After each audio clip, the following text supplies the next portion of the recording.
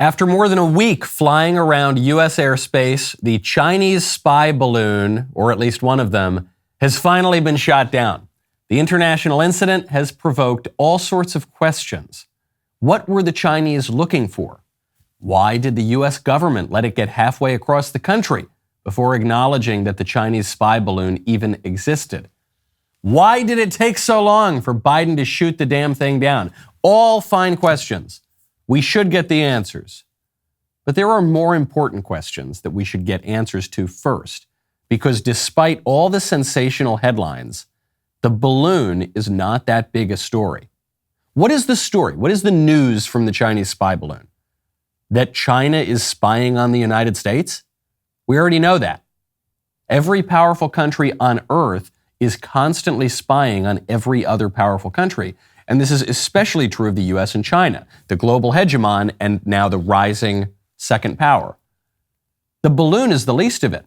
Whatever intelligence China picked up from the balloon, I promise you they have picked up 10 times, 100 times more than 100 times more information from their satellites over our heads and their telecom systems that they have in the US and the technology that they manufacture for us almost exclusively, the supply chain they control entirely, and the social media spy app TikTok that we all willingly download to our phones, through which we give the Chinese access to our data, our voices, our locations, our faces. What's the story here? Biden is incompetent and corrupt and dominated by the Chinese. Yeah, we already knew that.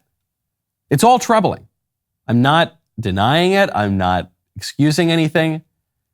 But my only questions are, one, why are we all talking about this stupid balloon that doesn't reveal anything new about our political order? And two, what are we, conveniently for our rulers, not discussing while everybody is distracted by the shiny object floating in the sky? I'm Michael Knowles. This is The Michael Knowles Show.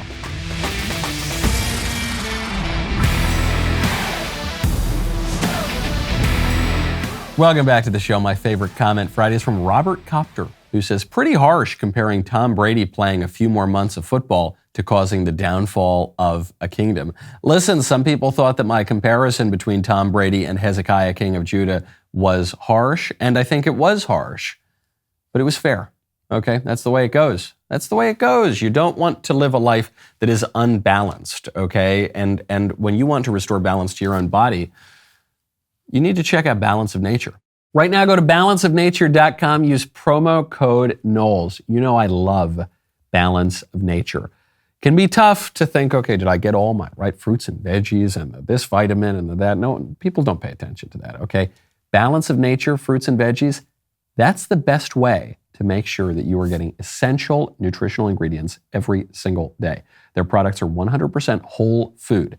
Balance of Nature uses a cold vacuum process that preserves the natural phytonutrients in whole fruits and vegetables and encapsulates them for easy consumption. Balance of Nature sent a bunch of their products down to our office for our team to try. And these animals, these hyenas, right when I go, I say, okay, maybe I'll get a couple more bags of that. They're gone. These animals just take them all for themselves, my colleagues over here. Well, when you are disciplined enough to take care of your health, you reap all kinds of benefits. That's why everyone wants to take them. More energy, less fatigue, better focus. Consuming the right balance of fruits and veggies every day is an important first step. Go to balanceofnature.com, promo code Knowles for 35% off your first order as a preferred customer, plus free fiber and spice. That's balanceofnature.com, promo code Knowles for 35% off your first preferred order.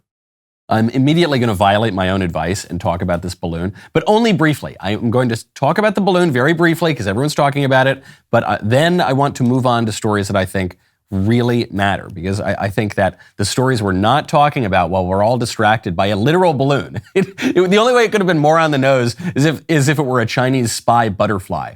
We're all there and we say, hey, man, you guys hear that Pfizer executive who just admitted that Pfizer's planning to conduct gain-of-function research or directed evolution research to beef up the viruses? And actually, did you hear he admitted that the vaccines, it would seem, affect women's fertility? Oh, look, a butterfly. Oh, look, a balloon. What were we talking about? Probably wasn't that important, right? However, I will run through it very, very quickly. The Chinese spy balloon was first identified over Billings, Montana. That was the first balloon. Then there was a second balloon that was observed over Canada. There might be a third balloon in Latin America. There may be another balloon in the United States. The Department of Defense revealed on Friday that the spy balloon is not just a balloon in the sense that you don't just kind of let it go. Chairman Xi lets it go over the Pacific. We see where it lands. The balloon is apparently maneuverable. So it would appear to be controlled remotely or by artificial intelligence. DOD observed it changing direction at 60,000 feet in the air. And so the first call was, why aren't we shooting this thing down? Here's what Joe Biden had to say. When I was briefed on the balloon, I ordered the Pentagon to shoot it down on Wednesday as soon as possible. They decided, without doing damage to anyone on the ground, they decided that the best time to do that was as it got over water outside within the 12-mile limit. They successfully took it down, and I want to compliment our aviators who did it, and we'll have more to report on this a little later. Thank you. I told them to shoot it down, and they didn't want to shoot it down right away when I told them on Wednesday, but they did. Okay, why didn't they want to shoot it down right away? By the way, the DOD knew about this days, but this was almost a week, more than a week from the time that the drone, balloon, plane thing entered U.S. airspace to the time we shot it down. Then Biden says, oh yeah, well, I told him to shoot it down on Wednesday, but we were afraid it could harm civilians on the ground. That was the storyline, at least. They shoot the thing down. Doesn't seem very credible to me, though. According to the Pentagon, it was strongly recommended by Chairman of the Joint Chiefs, General Milley, who had just taken a break from his white privilege struggle session, and he left the transgender bathroom at the Pentagon and came out, and I'm just assuming this is what happened. But then he urged the commander of NORTHCOM not to take kinetic action due to the risk of safety and security of the people on the ground from the possible debris field.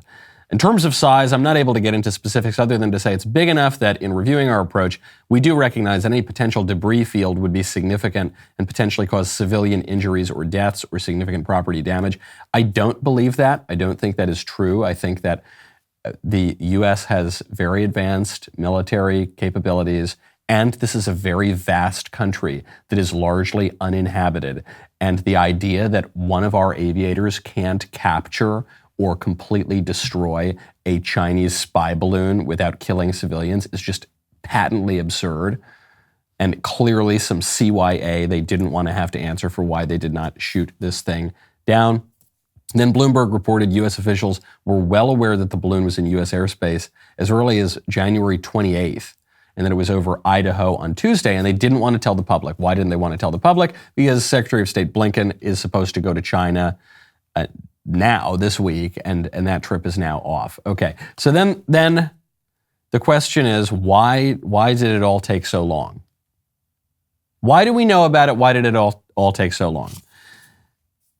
It took so long, according to the administration, because this happens all the time. That's seriously their argument. The argument is, we get these spy planes all the time. And they happened under Trump. They happened a lot more under Trump than they happened under Biden. That was the Biden administration's line. And Marco Rubio seemed to back it up. Rubio said this is not the first time that this has happened. It's not the first time, by the way. I mean, we've seen these before.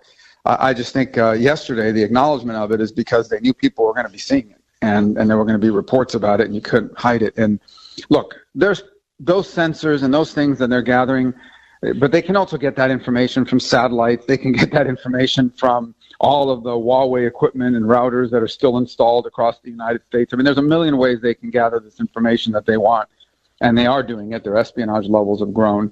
As much as anything else, this is just one more method that they use to collect intelligence on us, and so we have to be cognizant of it and protect ourselves against it. So the first part is, this is not the first time this has happened, seems to affirm what the Biden admin is saying, which is that we had all sorts of Chinese spy balloons under Trump, except that after the Biden administration said that, and after Rubio said that, the former director of national intelligence, John Ratcliffe, came out and said, no, there were no Chinese spy balloons under Trump. Stop trying to distract from Biden's failures. This is not a Trump thing. This is not a permanent problem thing. This is on Joe Biden. The Department of Defense is claiming that there were 3 balloons, Chinese spy balloons, that entered the United States airspace during the Trump administration, and that they were not shot down and they were not disclosed. Can you please tell us the truth and if that's true? Well, it's not true. I can refute it. Former Secretary of Defense Mark Esper refuted it yesterday. Former Secretary of State and CIA Director Mike Pompeo has refuted it. But Maria, the American people can refute it for themselves. Do you remember during the Trump administration when photographers on the ground and commercial airline pilots were talking about a spy balloon over the United States that people could look up and see even with the naked eye, and that a media that hated Donald Trump wasn't reporting? I don't remember that either because it didn't happen. So Ratcliffe, former director of national intelligence, says it didn't happen. He refers here to Mike Pompeo, former CIA director, Secretary of State, says it didn't happen. Mark Esper, former Secretary of Defense, says it didn't happen. In addition to that, Rick Grinnell, former acting DNI, says it didn't happen. Robert O'Brien, former National Security Advisor, says it didn't happen. And then here's, to me, the most convincing one. John Bolton, another former National Security Advisor, says it didn't happen. And John Bolton doesn't like Donald Trump. John Bolton left the Trump administration with a kind of a nasty relationship with Trump. He wrote a book about how he disagreed with Trump on all sorts of things. And so Bolton has a lot of credibility here. These guys have no incentive to carry water for Trump or hide something that happened under Trump. I suspect that it's all kind of a moot point. In that, yes, the Biden administration is trying to deflect and trying to pretend that this specific incident happened a lot under Trump, and so it's not a big deal and pay no attention. But the issue that Rubio is talking about and that others are talking about, the fact that China regularly spies on us all the time, they're doing it right now with our phones. If you have TikTok, certainly, and in plenty of other ways too, they are spying on the United States. So who cares? Who cares? What's the point? Why are we talking about this now? And I think we are largely talking about this now because, one, people saw it with their own eyes, and so the administration did have its hand forced. But also, I strongly suspect that the reason that there is a big push to talk about this now is because it's sensational, but it doesn't really involve any new information. And actually, the stories that have been in the news recently have genuinely been scandalous, have been very bad for our ruling elite, and so much better to distract everybody with a balloon. Now, when you want to protect your data, seems pretty important when everyone's spying on us, you got to check out ExpressVPN. Right now, go to expressvpn.com/Knowles. Companies are not just selling products anymore, they're selling you. Tech companies enrich themselves by taking your personal data. They grab your web history, your email metadata, and video searches to create a detailed profile on you. Then they sell that off to the highest bidder. When you go online without a VPN, internet service providers can see every single website you visit. They can legally sell this information without your consent to ad companies and tech giants who then use it to target you. To keep my data private, I have, for a very, very long time now, used ExpressVPN. I love ExpressVPN because it's super easy. You know I'm something of a Luddite. Very easy. You just download it to your laptop, your tablet, your phone. One click of a button, you are protected. You can mask your IP address with ExpressVPN. Reroutes your connection through an encrypted server that makes it more difficult for third parties to find you. Right now, if, like me, you believe that your data are your business, secure yourself with the #1 rated VPN on the market, expressvpn.com/Knowles. Get 3 extra months for free. expressvpn.com/Knowles, expressvpn.com/Knowles to learn more. You know what I want to talk about instead of that spy balloon? I want to talk about how Project Veritas had more information than they released in that first expose on the Pfizer executive. I want to talk about how they have clips of the Pfizer executive explaining how the vax likely affects women's menstrual cycles. Something irregular about their menstrual cycles, so people will have to investigate that down the line. Yeah. Well, because that is a little concerning. The vaccine shouldn't be interfering with that, so we don't really know. It shouldn't? It shouldn't, no. But is it? There's something happening, but we don't know if we're Well, I mean, you're a urologist, so you must understand, like, what's going on with it, right? Like, But that's why I understand that it's weird. I hope we don't find out that, like, there's somehow this mRNA, like, lingers in the body, and then, like, because it has to be impacting something hormonal to impact menstrual cycles. Yeah, or, like, the entire next generation is, like, super fucked up. Could you imagine the scandal? Oh, my God. I'd take Pfizer off my resume. Can you imagine? Because we were all told initially that there's no way that the vaccines possibly could affect women's menstrual cycles. In fact, you had public health officials go on television, on major television shows, and say it was scientifically, medically impossible for the vaccines to affect women's menstrual cycles. And then a year, 2 years later, the scientists start to slowly admit, okay, it can have an effect on women's menstrual cycles. Yeah, okay, sure, but it's not a big deal. It goes right back to normal. Forget about this, move along.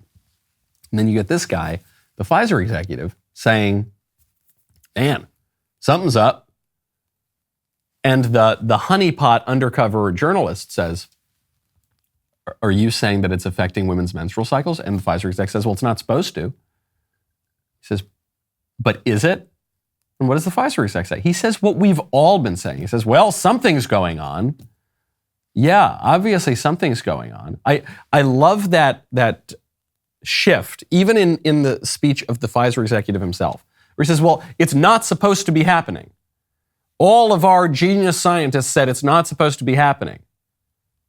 But like, something's up, man. I don't know. I hope this isn't what it looks like. I'm going to have to take Pfizer off my resume, which he very well might have to do soon because of this expose. I'm not even beating up on Jordan Walker, the Pfizer guy. I'm frankly not even beating up on Pfizer so much as I'm beating up on the entire modern understanding of science.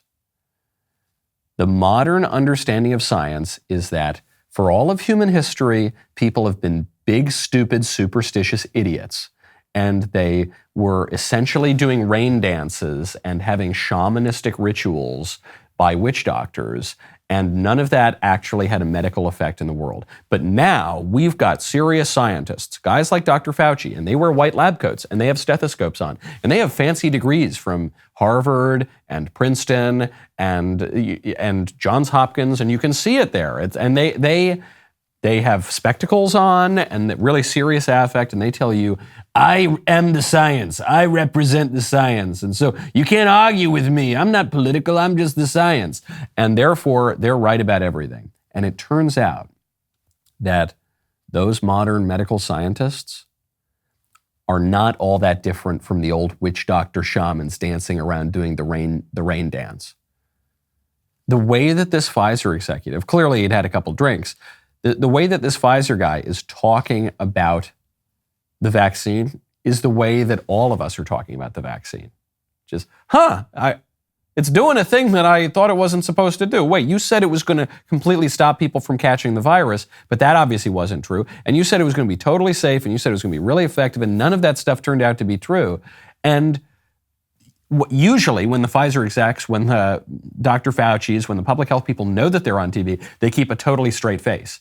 And they'll just say, well, no, what are you talking about? I never said it was going to stop you from getting the virus. No, well, I don't know. You just don't understand the science. But privately, their reactions are exactly the same as all of our reactions. A friend of mine from college went to Harvard Medical School, ended up getting all sorts of extra degrees. Brilliant, brilliant guy. And a comment that he made has really stuck with me over the years, where we asked him, hey, how's medical school and all this other extra research and scholarship that you're doing on top of the practical medical training? And he said, the more I study medicine, the more I am convinced that we still don't know anything about medicine. We don't know why medicines work a lot of the time. We are throwing spaghetti at the wall. We are not so different from the people doing rain dances. The difference is the pride. The difference is that back then, at least, they didn't pretend to have every single answer to everything in the world. It was a little more trial and error. Today in modern medicine, we actually are forced to believe contradictory statements from what the scientists told us the day before. Wear the masks. You have to wear the masks. Okay, that's the science. That's okay. If you dare question that, you're a dumb idiot. Don't wear the masks. The masks don't work. Well, that's the science, and I know it contradicts what he said yesterday, but okay, fine. You know what I want to talk about instead of the balloon? I want to talk about the masks. I want to talk about how a gold standard review of mask science shows that the masks are not quite as effective as we had been told that they were.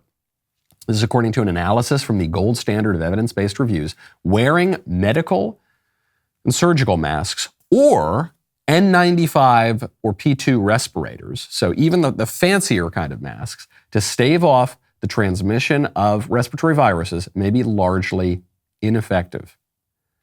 We might be taken off of YouTube for saying this. I don't know. We already have had a strike against this channel. We've had plenty of medical disinformation, misinformation, things censored out of the show because YouTube's rules say you're not. But what am I supposed to do? I'm quoting the gold standard review here.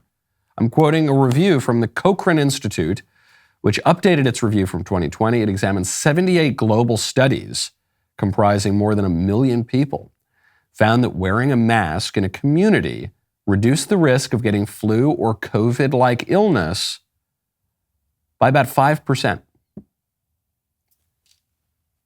We shut down society and then made everybody wear those stupid, uncomfortable, disgusting hankies on airplanes, in grocery stores, in school. We made these kids wear it in schools. It affected children's development because human beings are mimetic creatures, because we learn and are educated by mirroring the behavior that we see in other people. When you cover up someone's face, the effect that has on all of society, but especially young babies, toddlers who are just learning, horrific effect. And we did all of that to reduce the risk of transmission of this cough by, according to the Cochrane Institute, about 5%.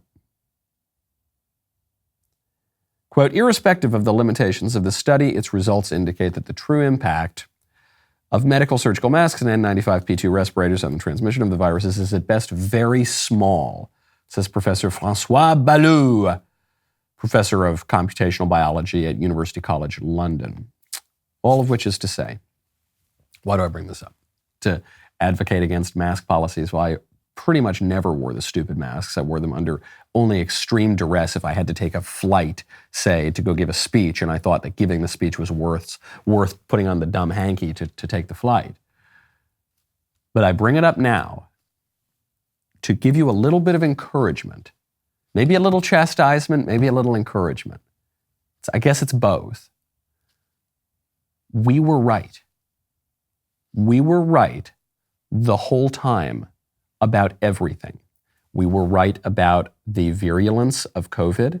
We were right about the efficacy of the masks. We were right about the safety of the vaccines. We were right about the efficacy of the vaccines. We were right about everything. And some people understood this very early on, pretty much right when the COVID pandemic dropped. Some people didn't know that. I think most people kind of know it now, but a lot of people didn't know it for a very long time.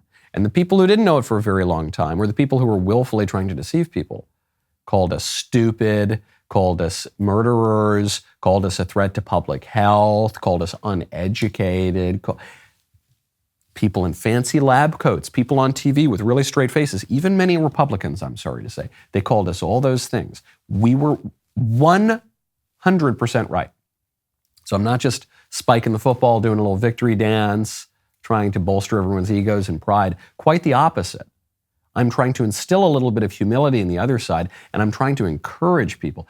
The next time this happens, the next time we're told, hey, if you don't put a hanky on your face and jump around on a pogo stick while singing zippity-doo-dah, you're actually endangering public health. All the scientists say so.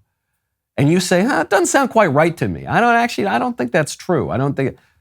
Trust your gut. Your gut has a much better track record. Your gut is far wiser and more precise and more prudent than our current scientific medical establishment, which is, in my view, far less credible than the shamans and the witch doctors and all the other weirdos throughout the history of science and medicine. We're not supposed to talk about that, though, okay, in this crazy society, which is going up and down because the people ruling it don't know what they're doing. That's why you got to check out gold. You got to check out birch gold. Right now, text Knowles to 989898. The U.S. has blown through its $31.4 trillion debt ceiling. That happened last month. Still, the White House refuses to reduce spending. And unfortunately, the opposition party is refusing to reduce spending now, too. They won't touch a huge portion of federal spending, 46% of federal spending. They say that's off the table. If you are worried about the future of this nation's economy, you need to consider diversifying into gold with Birch Gold. Birch Gold makes it easy to convert an IRA or 401k into an IRA in precious metals. Text Knowles, K-N-O-W-L-E-S, to 989898 to claim your free info kit on gold, and then talk to one of their precious metals specialists. With an A+ rating with the Better Business Bureau, thousands of happy customers, and countless 5-star reviews, you can trust Birch Gold to help protect your savings. Text Knowles, K-N-O-W-L-E-S, to 989898 to protect yourself with gold today. That is Knowles to 989898 today. We're not supposed to be talking about the Pfizer expose. Naughty, naughty. We're not supposed to be talking about all of the errors and lies and deceit from COVID. Our ruling class doesn't want us talking about that. And they are going to censor people who make this a big issue. Facebook and Instagram are moving right now to ban permanently Project Veritas from their platforms. And the reason is the Pfizer sting video, because that was a good one. James O'Keefe, he usually brings the heat. I mean, he comes with really good stuff. Not every Project Veritas expose is created equal. Some of them have been less shocking than others. This one's pretty good. The Pfizer exec video is pretty good. And Facebook and Instagram know it. That's why they want to ban James O'Keefe and Project Veritas.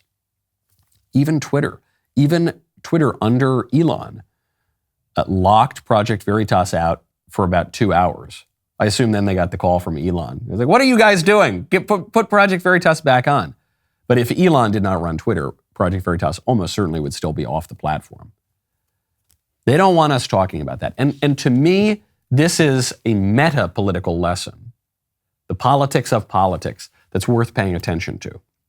Whenever there's a big sensational story, whenever there's a big glittery spy balloon, the first question to ask is not, wow, what's going on with that balloon? What are all the details? Let's see. What is CNN saying about the balloon? The first question to ask is, why is this being put in front of me? Why is CNN talking about this balloon? Why is NBC? Why is the New York Times? Why is Washington Post talking about this balloon? And what are we not talking about while we're talking about that? This is one of these little it's a little Jedi mind trick of politics. But at least as important as what are we all focused on in politics, at least as important as that question is, what are we not focused on? Well, the magician has his hand doing all sorts of little showy movements over here. What is that other hand doing? You know what I want to talk about? Well, everybody's talking about the balloon. I want to talk about the upending of our culture. I want to talk about the deliberate plan by our ruling elites to blot out an important swath of American culture. And it's not just me talking about it. Senator Josh Hawley's talking about it as well. Now, they said inflation was transitory. They said Russia's economy would crumble under the sanctions. Of course, China did the big backdoor bailout, buying their oil, their ag. Other countries followed suit. You know, we could go on and on with their failed predictions. Have they gotten anything right here?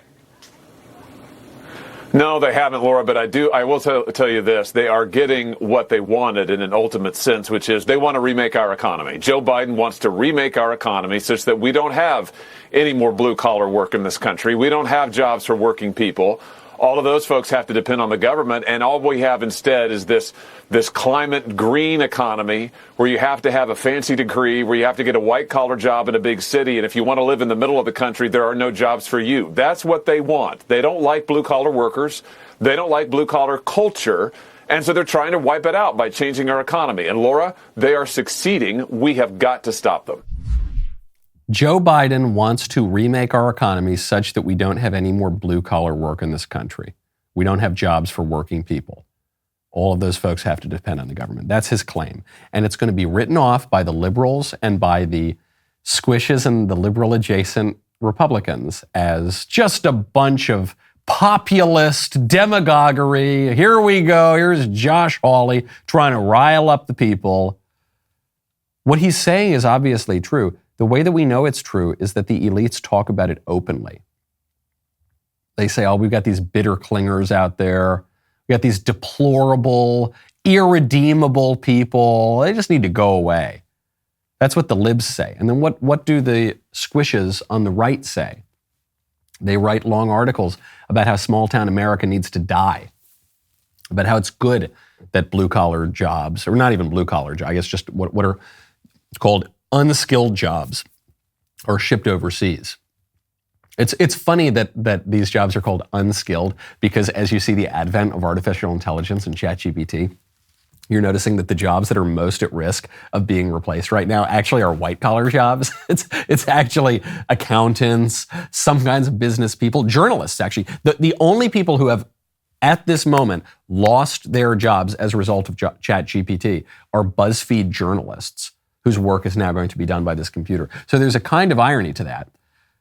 But the way that this is working in practice does not change the plans and dreams of the ruling class, which they say is, get rid of this small town stuff, this blue collar stuff. Nobody does. Learn to code. So they learn to code, you blue collar idiots. Why? Then you can be like me. You can be living in a tiny little pod apartment in a major metropolitan city with no family, writing listicles for BuzzFeed all day long about how terrible small town America is. That learn to code, idiots. Now, of course, what is actually happening because of the advent of artificial technology, the new slogan is learn to weld. As all the journo jobs getting taken away. Say, actually, maybe you should learn plumbing. Learn to plumb, huh? Learn to weld. Learning to code is not going to help you very well. ChatGPT is going to code a lot better than you can. But the point, we can get a kick out of the difference between the liberal elite's plans and what's actually happening in practice. But the plans are important because we need to know what's our response to it. What's our vision here? They have a political vision. Their political vision is get rid of all the rube, idiot, deplorable, irredeemable Americans. We need to get rid of our political traditions, our local communities, our subsidiarity. We need to get rid of a lot of our national sovereignty, ship it all off to those geniuses in Davos, at the World Economic Forum, and the other international institutions. Just give them all the power, let them run our lives, and that way we can all just sit in pods and eat bugs and all be androgynous, and there are no men and there are no women, and there's nothing ornate or distinctive or beautiful or traditional about life. That's their plan, in a nutshell. So what's our vision? Unfortunately, in recent decades, on the right, our vision has been pretty much the same. In recent decades on the right, because of a very shallow misunderstanding of what liberty means, we've pretty much gone along with that. We've said, oh yeah, on the gender stuff, we've said, yeah, do whatever you want, just don't make me pay for it. That's fine though. You can chop off your body parts or have whatever kind of weird sex stuff you wanted. That's totally fine, no big deal. And on small town America, yeah, why would you want to stay in small town America? Let's go to Wall Street, baby. Greed is good.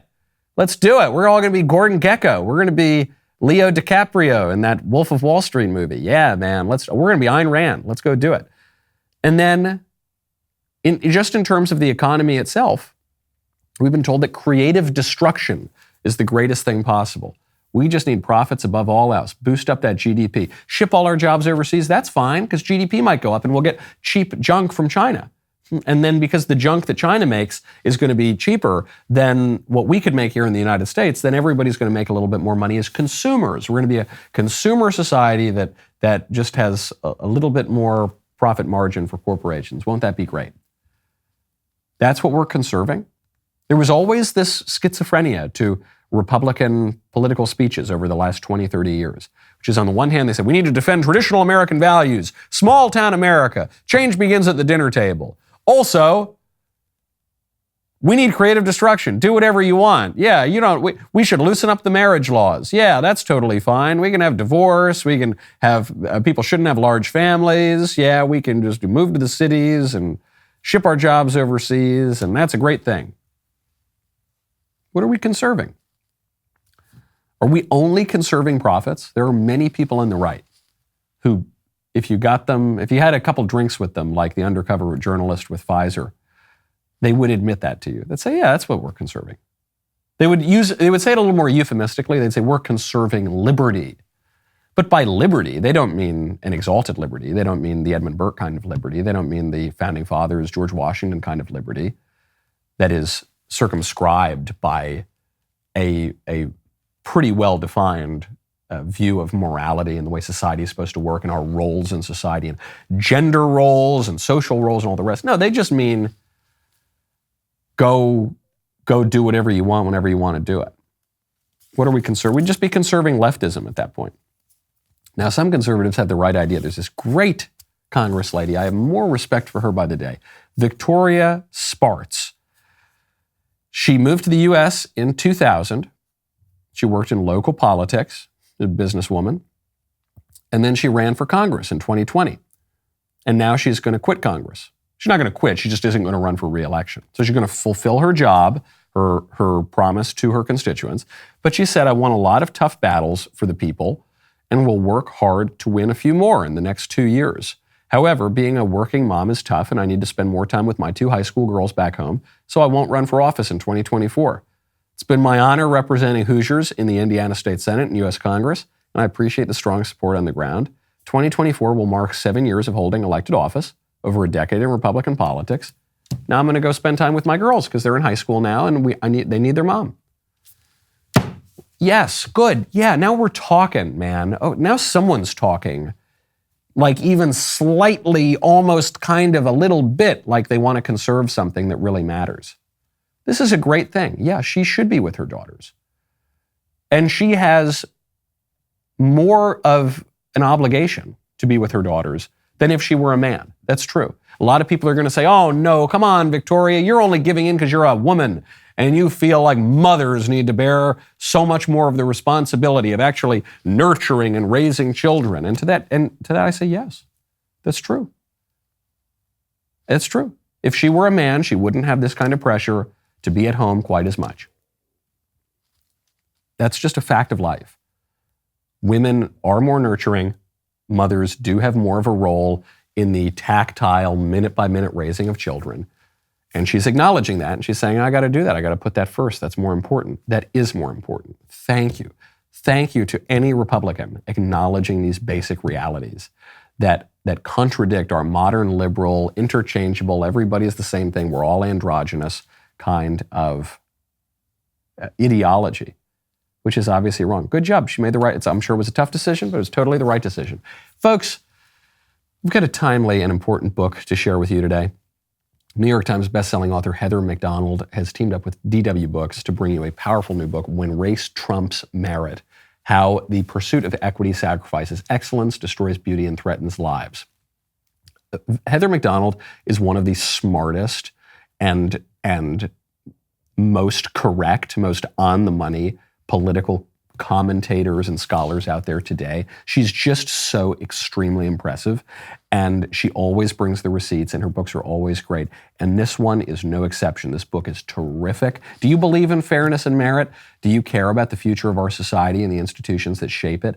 This book is for you. In When Race Trumps Merit, Heather exposes the dangerous consequences of prioritizing race over merit in all aspects of society. And I'm not just talking about this political area or admissions here or hiring here. Because Heather is so deeply cultured, she talks about the kind of basic aspects of our politics. Then she's talking about opera, she's talking about music, she's talking about law enforcement, she's talking about everything. Our institutions being eroded and destroyed in the name of equity. Hits the shelves April 18th. You can pre-order your copy today at Amazon or wherever books are sold. Speaking of family values, great news. Mark Houck was just found not guilty. Who is Mark Houck? You might remember him. We've mentioned him on the show here before. He's a pro-life activist, and he was brought up on FACE Act charges. FACE Act is a terrible law that says that people have the right to go to abortion mills to kill their babies without having to deal with protesters, or very often the pro-lifers outside of abortion factories are not even yelling or protesting. It's nothing like BLM or Antifa. They're usually standing there praying, but the FACE Act has been weaponized by the Biden administration to try to stop the pro-lifers even from praying. You saw this in the UK. There was a video we covered on this show of a woman silently praying, silently in her own mind, praying across the street from an abortion center, and she was arrested for it. And we are not that far off from that degree of tyranny in this country, all to preserve what Democrats consider to be the sacred act of murdering babies. So this guy, Mark Houck, was brought up on these charges, and specifically it was because he pushed a Planned Parenthood escort who was threatening his own son, his little son who was there also praying outside of a Planned Parenthood. So he was found not guilty. Of course he should have been found not guilty. It was a terrible miscarriage of justice that the guy was even brought up on these charges. And while I want to celebrate, and I don't want to bring everybody down because this is a victory and we should celebrate it, the DOJ still got what it wanted here. The Biden administration still got what it wanted. The pro-abortion fanatics still got what they wanted.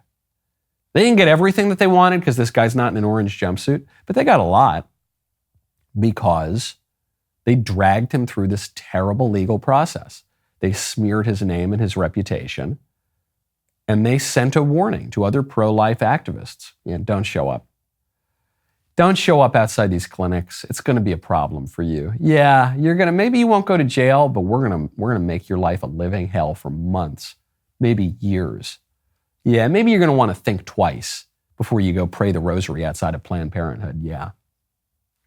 And people are going to get that message.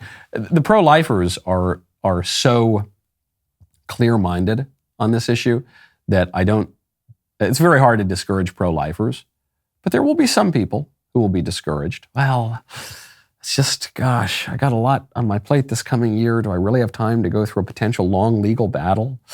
I don't know. That's the message. That's the message that they want. They didn't need any real law. They didn't need any justice to do it. They could just wield the federal agencies like the jackbooted thugs that they are, the same people that are kicking down doors at Mar-a-Lago, invading the home of a former president, those same people being weaponized by a very corrupt president. Not good stuff. Speaking of crime, there's a video that's gone viral of a little girl getting beaten up on a bus. We've blurred the face of the victims here.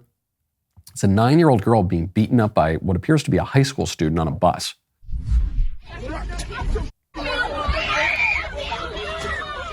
And you can see this poor little girl. You can make out the size of her body is relatively, obviously quite small. And the just absolute animal pummeling her is this huge kid who's obviously much, much older.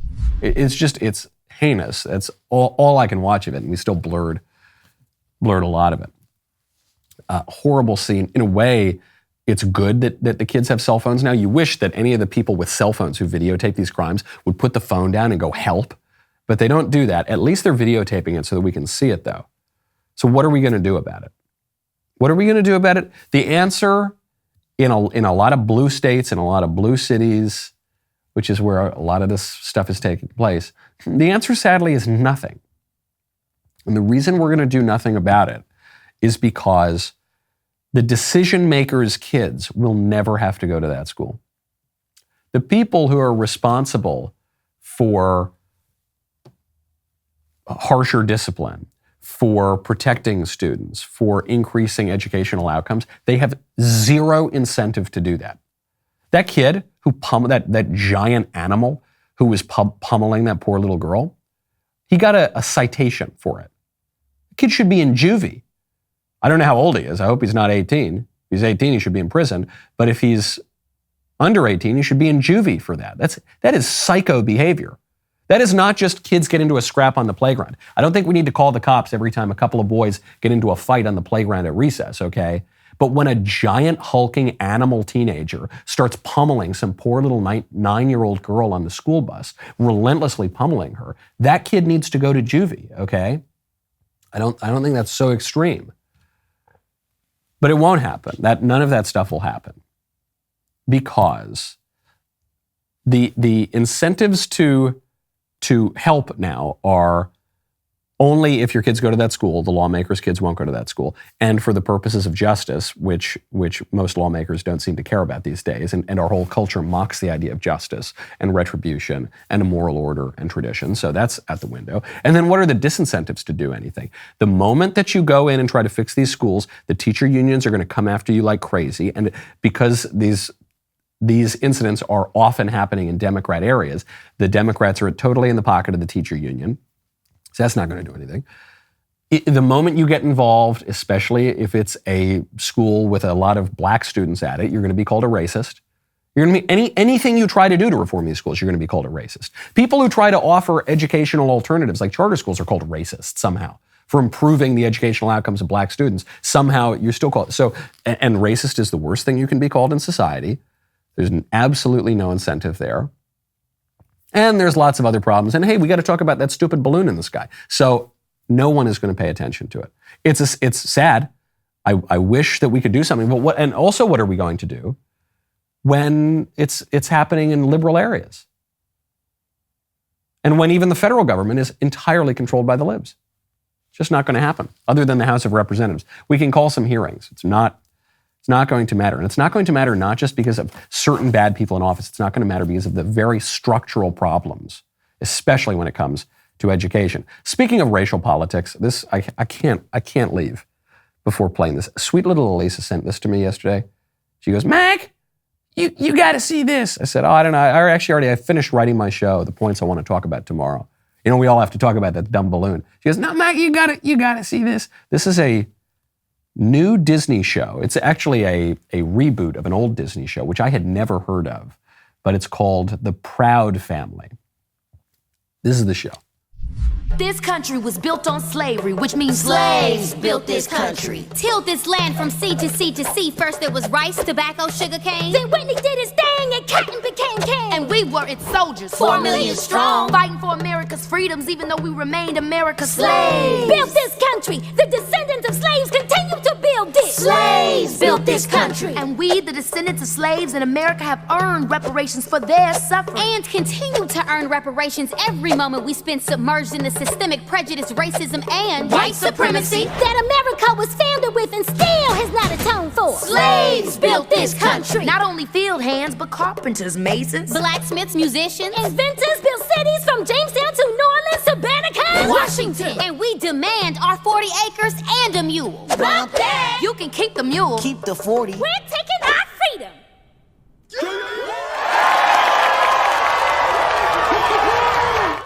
So at first, as I'm watching it, I was waiting for the punchline because it's so over the top. It's this stupid slam poetry. It's making a historical point that's just not true. Obviously, slaves contributed to the building of the country. But to say that slaves built the country, one, is to really overstate the prevalence of slavery in the United States compared to everywhere else in the world. Compared to everywhere else in the world, especially outside the West, slavery existed in this country for a very, very short period of time. And people were always uncomfortable with it, and it was being phased out from the nation post-revolution's earliest days. But two, it also ignores the significance of ideas in human nature, and in human progress and in history. Because the slaves did a lot of physical work. Not denying that the slaves did a lot of physical labor. But the slaves very rarely did or had the opportunity to contribute the ideas that craft the country. Slaves didn't write the Constitution. Slaves didn't write the Federalist Papers. Slaves didn't establish the House of Burgesses. Slaves didn't do any of those things. I'm not saying it's the slaves' fault. The slaves were slaves, so they didn't have much of an opportunity to do it. But obviously, history is propelled in part by physical actions and labor, and just kind of regular till the fields kind of labor, then by physical actions that are inspired by ideas, and then by ideas themselves. I mean, the pen is mightier than the sword. in many ways. So the historical idea, preposterous. And then the slam poetry angle, so absurd. Such a caricature. But then I said, okay, well, you know what it's going to be? It's going to be at the end of the video. They're going to get done with this stupid performance, and then the audience is just going to be silent. Like, what? Huh? No, this is a talent show, guys. Why are you? And then what happens? No, there's a standing ovation. There's no, what's the punchline? The punchline is, listen to our frankly Maoist political screed, and then you better stand up and applaud too, kids. That's what Disney's putting out. That's why DW Kids exists.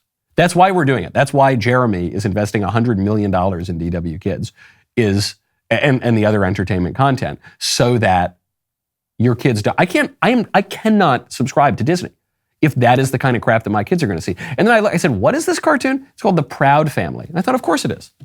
Because all this stuff always comes back to some deadly sin, and almost always pride.